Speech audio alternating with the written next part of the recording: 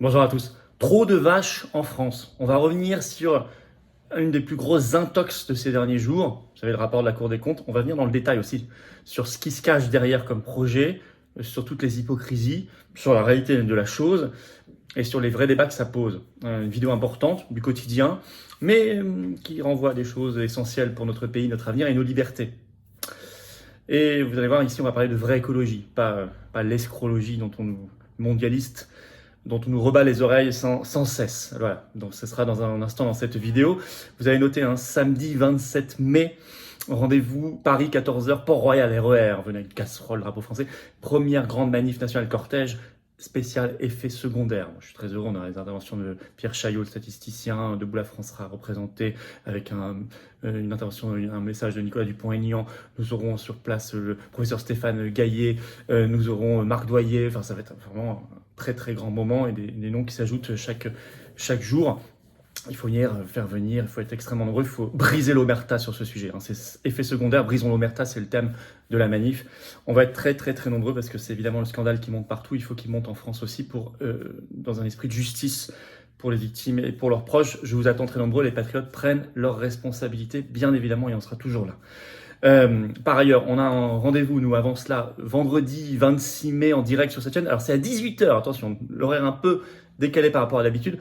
18h direct, je prends vos questions en direct, on regarde l'actualité nationale et mondiale explosive ensemble. Ce vendredi 26 mai sur cette chaîne YouTube à 18h, venez et ramenez du monde. N'oubliez pas d'ici là de vous abonner à cette chaîne YouTube, cliquez sur s'abonner en dessous, c'est tout, c'est instantané, c'est gratuit. Vous êtes nombreux à l'avoir fait hier notamment. Merci beaucoup. Ou avoir vérifié que vous n'avez pas été désabonné par YouTube, faites-le maintenant et à vous être réabonné le cas échéant. Grand merci, vous avez parfaitement compris que ça prend une seconde et que ça permet de bien mieux diffuser ces vidéos. Ça les rend par les algorithmes de YouTube plus virales. C'est tout par rapport à ne pas être abonné. Donc grand merci. Et ben moi je vous attends aux patriotes. Voilà, cette carte orange vous attend. C'est la carte orange de résistance, d'espérance. On se bat ensemble. Voilà. Moi, je veux vous voir à mes côtés. Je veux être à vos côtés. Je veux qu'on se batte ensemble contre l'oligarchie dans la résistance pour nos belles valeurs de liberté, de vérité, de justice, de souveraineté, de France belle, rebelle, éternelle, d'humanité qui reste humaine. Pour nous, nos enfants, nos petits-enfants, nos arrière-petits-enfants. Bref, on se bat tous ensemble. Et vous allez voir, vous allez rejoindre une grande famille. C'est beau, c'est bien. Et vous serez mis en relation comme adhérent ou réadhérent avec des gens qui pensent comme vous, près de chez vous. C'est quand même l'avantage. Ne me dites pas, je ferai demain, après-demain, le mois prochain, ça c'est le système qui vous dit ça. Non, faites-le maintenant. On se bat maintenant. Le combat, il est maintenant, on est attaqué maintenant, on doit se battre maintenant. Le lien pour adhérer ou reprendre votre adhésion annuelle, c'est le premier lien sous la vidéo en description. C'est un lien également en commentaire épinglé. Une petite fiche maintenant sur l'écran et dans les dernières secondes de la vidéo, en cliquant sur un lien sur l'écran, vous choisissez. Faire un don de soutien aux patriotes est tout aussi essentiel. C'est le deuxième lien sous la vidéo en description. Ça permet de financer nos actions. Parce qu'on a pas reçu 1 euro de financement public jusqu'ici. Par exemple, la manif du 27 mai nationale va coûter au bas mot 10 000 euros. Sécurisation, banderole, les affiches pour prévenir, la sono, etc., etc. Bref, puis tout le reste. Tout ça, c'est défiscalisé aux 2 tiers pour vous. Tout aux 2 tiers pour vous. Adhésion, réadhésion. Donc bravo donateurs et adhérents, bienvenue aux nouveaux adhérents patriotes. Alors, trop de vaches en France, le grand mensonge. Sous faux prétexte écologique, un projet bien plus sordide derrière. Et je vais vous dire, cette vidéo sera aussi du carburant pour le Frexit, vous allez comprendre très vite. Alors de quoi parle-t-on d'abord ? Le 22 mai, la Cour des comptes a rendu un rapport, elle l'a publié, dans lequel elle dit, je cite, « Le bilan de l'élevage bovin pour le climat est défavorable ». Et elle dit, le respect des engagements de la France en matière de réduction des émissions de méthane appelle nécessairement une réduction importante du cheptel, donc du nombre de bovins en France. Alors, la Cour des comptes n'écrit pas l'adjectifiant, mais respect des engagements européens, vous avez compris. Bon. Alors, donc, la Cour des comptes demande explicitement dans ce rapport au ministère de l'Agriculture en France de définir et rendre public, je cite, une stratégie en la matière de réduction donc importante du cheptel. Aujourd'hui, il y a 17 millions de têtes de bovins aujourd'hui en France. Elle préconise de passer à 15 millions en 2035 et à 13,5 millions en 2050, ce qui fera une baisse de 20,6% d'ici 2050. C'est beaucoup. Et la Cour des comptes réclame, je cite, une baisse pilotée par l'État. Alors, en réalité, vous allez comprendre que c'est un phénomène très européen, comme par hasard, dans l'Union européenne en ce moment. En effet, dès mai 2019, on va aller aux Pays-Bas, La plus haute cour administrative des Pays-Bas a jugé que le gouvernement néerlandais ne respectait pas ses engagements européens, en particulier dans les zones naturelles vulnérables dites Natura 2000. Natura 2000, c'est la nomenclature de l'Union européenne. Par exemple, Natura 2000 en France, ça représente 13% de la surface terrestre métropolitaine de notre pays. Ce sont des zones européennes, il y en a dans les 27 pays. Et alors ça, donc, ce qui s'est passé en mai 2019 aux Pays-Bas, c'est raconté par un article qui est toujours en ligne de Ouest France qui datait du 17 septembre 2021. Pourquoi ? Parce que en décembre 2020, suite à ces demandes de la justice néerlandaise, en décembre 2020, une loi néerlandaise est prise, votée, et un plan d'action est dévoilé au Parlement néerlandais en septembre 2021 pour réduire fortement le cheptel, avec un plan de réduction de 30% du cheptel néerlandais, que ce soit les bovins, mais aussi les porcs et les volailles. Et à partir, et depuis l'été 2022, il y a de très grosses mobilisations paysannes, de paysans, de agriculteurs néerlandais contre ce projet aux Pays-Bas. Il y a même un ministre de l'Agriculture néerlandais qui a dû démissionner. Le projet a quand même été retardé, revu, rabaissé, etc. parce qu'ils se mobilisent, parce qu'ils résistent. Ça vaut le coup. Et ils y sont très fortement depuis l'été dernier. Bravo à eux. Alors, moi je vais vous dire, ceux qui se diraient, oui mais c'est écolo, ils ont raison. Non, je vais vous expliquer pourquoi après. Mais d'abord, la grande hypocrisie. La très grande hypocrisie. Car au moment même où en France, la Cour des comptes demande une baisse importante du cheptel français, la Commission européenne, qui a, je le rappelle, selon les traités européens, une compétence exclusive en matière de commerce, la Commission européenne, au même moment, relance l'accord de libre-échange entre l'Union européenne et le Mercosur. Mercosur, c'est les 4 pays d'Amérique du Sud, dont le Brésil. Cet accord de libre-échange, régulièrement, Macron vous fait croire qu'il est contre, qu'il s'y opposera. Mais de toute façon, c'est pas lui qui a la compétence, c'est l'Union européenne. Et en fait, les négociations sont finalisées depuis le 28 juin 2019. C'est un peu gelé, c'est tout. Mais c'est finalisé. Ils sont mis d'accord. Et elles sont relancées en ce moment par la Commission européenne. Alors, le signal a été donné par le chancelier allemand Olaf Scholz dans son discours du 9 mai au Parlement européen à Strasbourg, où il a cité explicitement l'accord de libre-échange entre l'Union européenne et le Mercosur en disant que c'était une priorité. À tel point que vous avez ce 22 mai une tribune qui a été publiée dans Libération en France, qui a pour titre « Pourquoi il faut stopper l'accord Union européenne-Mercosur et encourager la relocalisation ». On peut y lire que cette tribune appelle à s'y opposer, à la France à s'y opposer lors du Conseil des ministres européens du commerce le 25 mai prochain. C'est aujourd'hui. Et au moment où c'est enregistré. Et cette tribune écrit qu'il y a une irrépressible volonté de la Commission européenne, soutenue par le MEDEF européen, d'insérer toujours plus d'entreprises, d'activités et d'emplois dans les chaînes d'approvisionnement mondiales par la négociation de nouveaux accords de libéralisation du commerce et de l'investissement.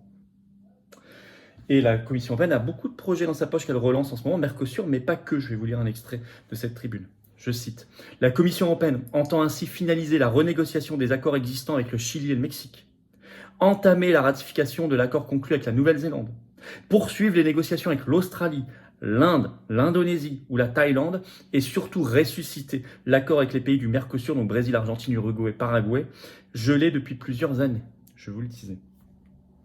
Alors que prévoit cet accord ? Une augmentation très forte, devinez quoi ? Des importations bovines venues du Mercosur vers l'Union européenne et donc vers la France. Il y a le site spécialisé WebAgri qui a publié un article le 9 février dernier. Le titre « Relancer l'accord Union européenne-Mercosur va déstabiliser le marché français de la viande ».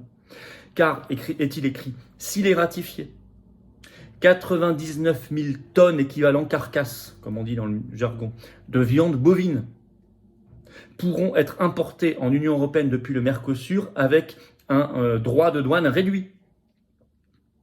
Donc rien que cet accord Mercosur, et pensez aux autres. Je vous ai cité plein de zones et de pays.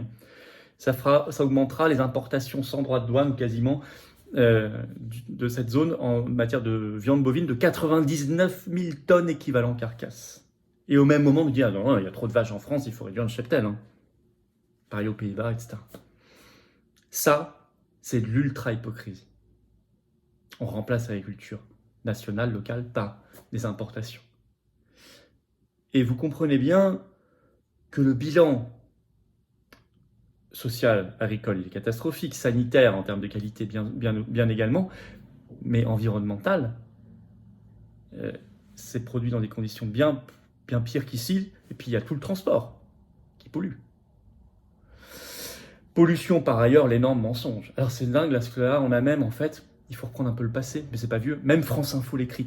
Il y a eu un article de France Info qui est toujours en ligne du 24 mars 2020. Le titre « Non, les vaches ne polluent pas forcément ». Et il est écrit « Pièce à conviction, explique pourquoi ». Alors je vais vous lire. Contrairement aux idées reçues, écrit France Info, l'élevage bovin n'est pas forcément polluant. Certains paysans pensent même qu'en stockant du carbone dans le sol, leurs prairies peuvent sauver la planète. Sans compter qu'en remettant leurs vaches au pré, ils réalisent des économies qui peuvent permettre de sauver leur exploitation. Je cite toujours dans le détail. Chaque année, un hectare de prairie capture l'équivalent en CO2 de 4 allers-retours Paris-New York pour un passager. Une vache, elle, rejette seulement l'équivalent de 2 allers-retours. D'après les critères de l'INRA, l'Institut national de la recherche agronomique, chez Félix Noblia et ses 120 vaches, c'est un exemple, les prairies stockent 180 tonnes de CO2. Les vaches, elles, n'en relâchent que l'équivalent de 60 tonnes dans l'atmosphère 3 fois moins. Ainsi, l'élevage tel que le pratique Félix permet de stocker du carbone dans les sols et s'avère non polluant contrairement au système conventionnel. Donc en conclusion, vous l'avez bien compris à la lecture de ce que je viens de vous faire, le vrai sujet c'est le type d'élevage. Ah, c'est sûr, des fermes-usines sur 15 étages, 20 étages, etc. Ou de 10 000, 20 000, 100 000 bêtes, ça, oui. Pour pas que l'histoire du CO2, il y a plein d'autres problèmes, pollution des sols, de l'eau, etc. Et puis qualité et la cause animale, la protection animale, la souffrance animale, pour plein de raisons, c'est une horreur. Mais quand on est dans un élevage de qualité, et il y en a plus ici que Mercosur, etc., on n'est pas du tout dans les problématiques de la Cour des comptes. 1. Ça doit nous inciter à voir le type d'agriculture, la relation à la nature, la relation à l'homme. Ça, c'est un vrai sujet agricole. Et les paysans, ils sont sensibles et on doit y travailler tous ensemble. 2, attention à réduire l'écologie à cette histoire d'émissions de CO2. Non, l'écologie, c'est aussi beaucoup la biodiversité, l'effondrement de la biodiversité. Pas grand monde n'en parle dans le débat politique. C'est la pollution, je le disais, du sol, de l'eau, de l'air. C'est la privatisation du vivant. C'est la protection animale. Enfin, vous voyez, et plein d'autres sujets. L'écologie, c'est infiniment plus vaste que réduire simplement à cette histoire du CO2, alors qu'on ne parle à 99% que de ça. Et on sait pourquoi. Attention, derrière les recommandations de la Cour des comptes, de l'Union européenne, vous avez bien compris qu'il y a en fait une orientation financière et un choix idéologique conscient, une manipulation. D'autant que la France émet moins de gaz à effet de serre, comme on dit, que son poids économique dans le monde, puisqu'elle en émet moins de 0,9%, alors qu'elle pèse plus que 0,9% d'économie mondiale. Donc on nous culpabilise sans cesse, alors qu'on est déjà très en dessous de la moyenne. Et puis cet accord avec le Mercosur serait, on l'a dit, bien plus polluant au final, plus tous les autres désagréments. Vous avez compris la pression de l'Union européenne derrière, la pression mondialiste, la pression de l'Union européenne derrière cela. Le Frexit s'impose plus que jamais. Si vous voulez convaincre par un nouvel argument d'autres personnes, utilisez celui-ci. Et je dis aux paysans français, faites comme vos collègues néerlandais, debout. On sera à vos côtés. On sera à vos côtés. Comme la population néerlandaise a été aux côtés des leurs. On sera à vos côtés. Faites circuler dans le monde agricole, rural aussi cette vidéo. N'hésitez pas. Pour cela, abonnez-vous à cette chaîne YouTube. Cliquez sur s'abonner en dessous, c'est gratuit, instantané. Plus vous êtes abonné, plus les vidéos circulent. C'est automatique par les algorithmes de YouTube. Grand merci. Vérifiez que vous n'avez pas été désabonné par mégarde par YouTube. Dans ce cas-là, le cas échéant, n'hésitez pas à vous réabonner. Grand merci également. Je vous donne rendez-vous tout d'abord, vendredi 26 mai, 18h. Petit horaire un peu nouveau ce vendredi, pour une fois, pour notre direct ici. Questions-réponses, toute l'actu, on regarde ensemble. Soyez au rendez-vous. Samedi 27 mai, grande manif nationale, la première spéciale effets secondaires. Paris, rendez-vous 14h, Port-Royal RER. Venez, faites venir. Très nombreux. Il y aura des pointures qui vont s'exprimer. On va casser la baraque. On doit faire porter ce débat, ce sujet très haut et briser l'omerta pour les victimes. Soyez là pour les victimes. Ce sera beau et ce sera très agréable. Très agréable. Je vous attends aux patriotes. Voilà, je vous attends aux patriotes. Ça aussi, c'est très agréable de se battre ensemble avec notre cœur et nos convictions. Ça, c'est très agréable de savoir qu'on n'est pas seul. C'est très agréable de rencontrer des gens qui pensent comme vous, près de chez vous, en métropole, outre-mer ou à l'étranger, où on est présent partout.